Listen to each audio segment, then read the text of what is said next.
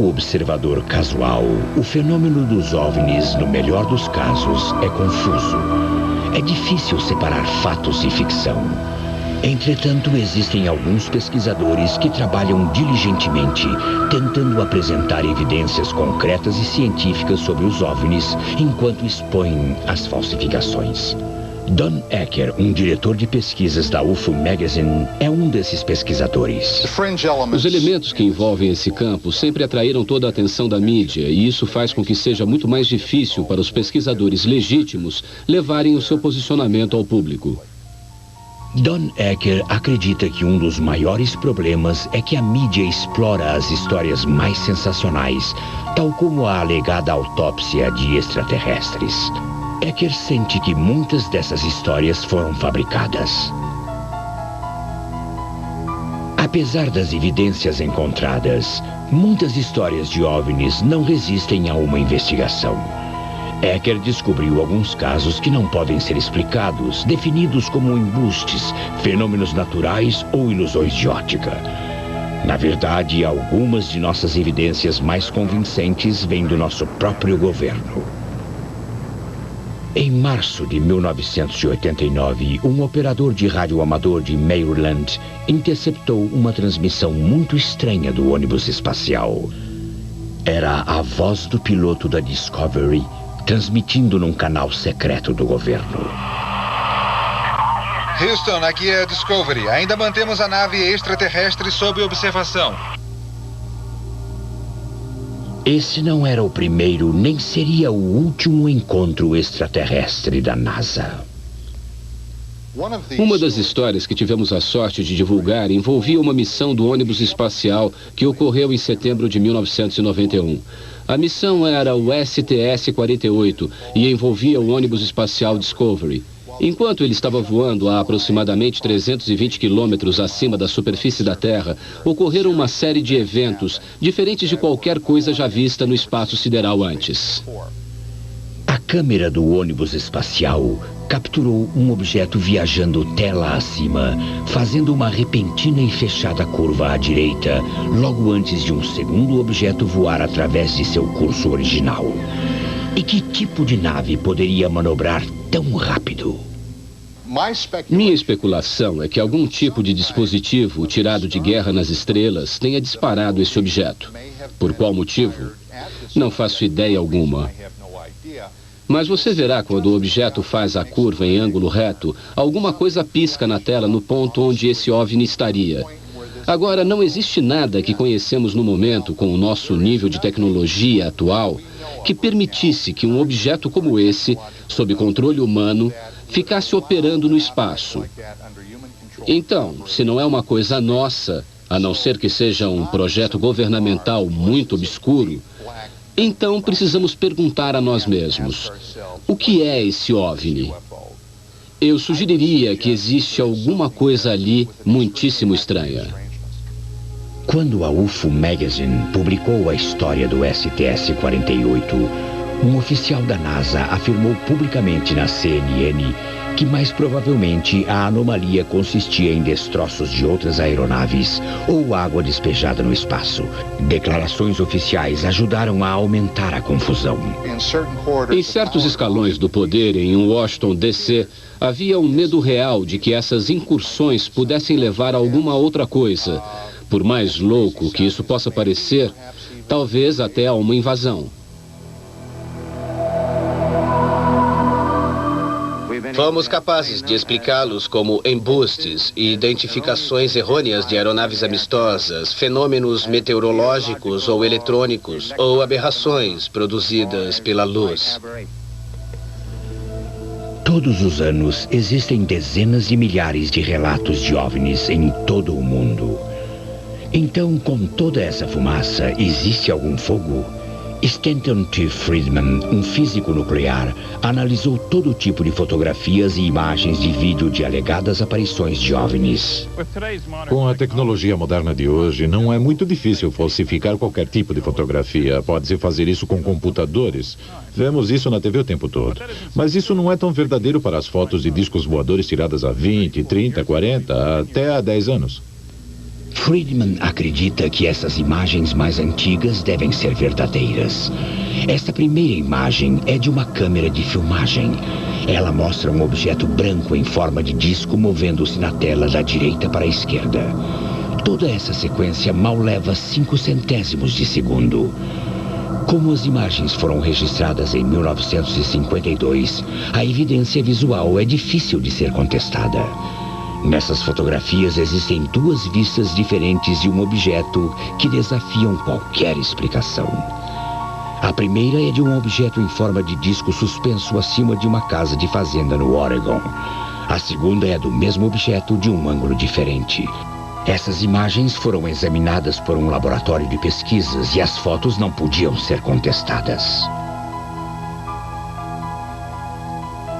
Esta próxima foto de uma nave de forma muito semelhante foi tirada por um piloto militar francês. Entretanto, ela foi tirada 4 anos depois e a 9.656 quilômetros de distância.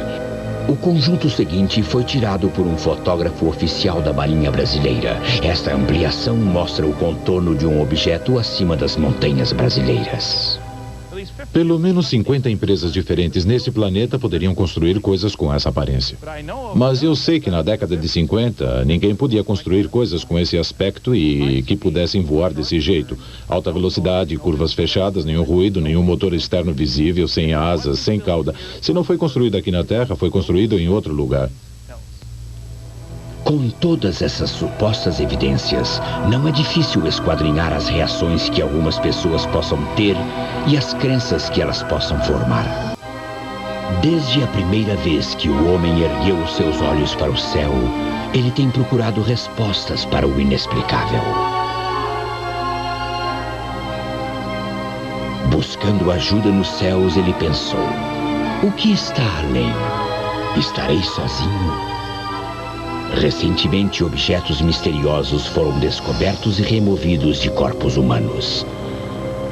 Não se sabe como eles entraram nos corpos de suas vítimas, mas alguns acreditam que sejam implantes extraterrestres. Uma possível prova de que os extraterrestres já estão entre nós. Mas se eles estiverem lá fora, eu os encontrarei. Eles podem ser de outro planeta, estrela, seja o que for, provavelmente de muito perto. Na verdade, até mesmo daqui. Por que estão aqui? Por que estão fazendo o que estão fazendo? Quero dizer, para mim, isso é muito bizarro. O mundo concentra a sua atenção em OVNIs e meteoritos. E frequentemente num acidente discutido que aconteceu perto de Roswell, no Novo México, em 1947. Isso se refletiu nos filmes da época, dominados por imagens assustadoras de extraterrestres buscando controle e dominação. O que esses extraterrestres trouxeram consigo? E o que eles podiam nos dar ou colocar dentro de nós? Foi aí então que a ideia de implantes extraterrestres inicialmente ganhou crédito e agora está alimentando a busca por vidas extraterrestres. Eu fui apresentado ao objeto de implante extraterrestre meio que por acidente. Conheci um investigador chamado Daryl Sims, que investigava esse tipo de fenômeno há vários anos. Mas sou um cético consumado devido à minha formação científica. Sua relutância inicial foi superada pelas descobertas inexplicáveis levadas ao seu conhecimento. Daryl Sims foi contatado por uma mulher cujo caso mais tarde a ligaria a Sims e sua causa. Pat Connelly apresentou-me algumas informações e no decurso da discussão eu disse: bem, o que pode me convencer de que você passou por essa experiência que alega ter tido? Ela respondeu: tenho alguns raios X. Esses raios X contêm 2 objetos não identificados no dedão do pé direito. Mais estranho ainda, ele não provocava dor alguma na mulher. Não fosse por uma visita ao hospital por outras causas, ela desconheceria completamente a sua existência. Ela me mostrou alguns raios X de pés com alguns objetos interessantes neles. Olhei para as radiografias e não fiquei impressionado. Depois ela me deu o seu relatório médico que afirma que esses objetos eram algum tipo de grampo cirúrgico ou que foram instalados devido a uma cirurgia anterior. O problema é que não há histórico de cirurgia anterior. Eu disse, bem, você pode provar isso? E ele disse, bom, acontece que todos os registros médicos estão aqui. Se você quiser estudá-los com calma, será um prazer levá-los até você. E eu disse, bom, façamos o seguinte, traga a paciente para a Califórnia e eu farei a cirurgia de graça. Antes da cirurgia, o Dr. Lear recebeu um chamado de Sims, que, baseado na sua experiência com casos anteriores, previu o resultado da cirurgia. Em primeiro lugar, você não vai encontrar nenhum tipo de resposta inflamatória, nem aguda, nem crônica. Eu disse, em segundo lugar, você vai encontrar células nervosas e do tipo errado em muitas delas. Para o Dr. Lear, a cirurgia era a rotineira remoção de um corpo estranho. Com mais de 30 anos de experiência, ele esperava que essa cirurgia fosse corriqueira. Ele examinou a área e não encontrou nenhum local de entrada visível. Durante a primeira meia hora, o médico sondou diligentemente, procurando por objetos irreais, e foi surpreendido por uma reação inesperada. De repente, toquei em algo que fez a paciente reagir violentamente. Seu pé se mexeu violentamente para fora da mesa. Ela saiu da anestesia. Com anestésico suficiente para adormecer a sua perna toda, sua reação traiu a existência de terminações nervosas. Neste caso, proprioceptores encontrados apenas na superfície dos dedos das mãos e dos pés. Por que o tecido envolvendo esse objeto estaria carregado com células nervosas nas profundezas de um dedo, bem perto do osso? Elas não teriam função alguma. De um lado do dedo, removemos um objeto em forma de T que estava envolvido por uma membrana muito escura, cinza, densa e brilhante.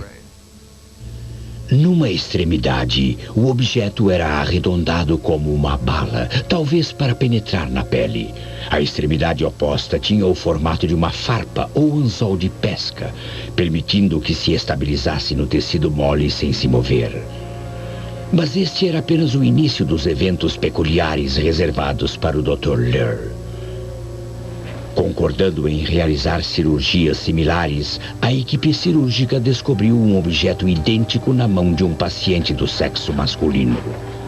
No ano seguinte, eles realizariam mais cirurgias, cada uma rendendo um implante de origem inexplicável. Cada um desses objetos estava ligado a um feixe de nervos que estavam fora do lugar. Os tecidos circundantes não mostravam nenhum sinal de reação a esses corpos estranhos. Então, não encontrar nenhuma evidência de qualquer reação inflamatória é muito peculiar. Que técnica foi utilizada para inserir esses objetos na carne sem causar uma reação e deixar o seu hospedeiro completamente alheio?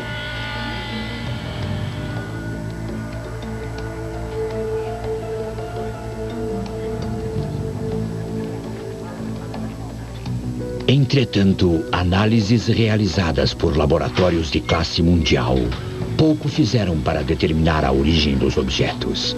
Apenas um dos blocos de construção elementais pôde ser identificado como metal extraterrestre, previamente encontrado em meteoritos. A significância desses objetos para o mundo médico é algo que ainda está para ser visto. Adequadamente reproduzida, essa tecnologia pode evitar a rejeição nos transplantes de órgãos. As implicações para o prolongamento da vida humana podem ser imensuráveis, mas existem preocupações mais imediatas. De onde vêm esses objetos? São acasos benéficos ou servem a outro propósito? Existem algumas teorias populares. Uma é que pode ser um dispositivo para acompanhar o indivíduo à distância. Uma outra teoria que eu realmente acho mais provável é de que sejam dispositivos para a monitoração de determinadas funções corporais, como fazemos com os astronautas. Ou eles também podem servir para monitorar funções bioquímicas ou genéticas, ou talvez até para monitorar os níveis de poluição dentro do corpo. Mas Daryl Sims tem suas próprias ideias sobre extraterrestres e esses implantes. No meu ponto de vista, eles mentem e mentem consistentemente. Não dizem a verdade a essas pessoas, não dizem a elas de onde vêm. Eles não dizem muito a elas, escondem coisas nos corpos das pessoas há 41 anos e nem deixam uma cicatriz. Algumas das coisas que estão ocorrendo estão sendo mantidas escondidas do povo americano pelo governo, inicialmente provavelmente por um bom motivo, mas não mais. Nem sei se eles estão aqui para nos ajudar ou para consertar o planeta, ou seja o que for. Eu suspeito que para coisas diferentes disso. Se esses visitantes estão aqui para nos ajudar ou atrapalhar, não se sabe. Embora sua existência seja quase inegável. Bem, todo esse incidente virtualmente mudou toda a minha vida. Como pude ser tão egoísta a ponto de pensar que somos as únicas criaturas vivas na vastidão do universo?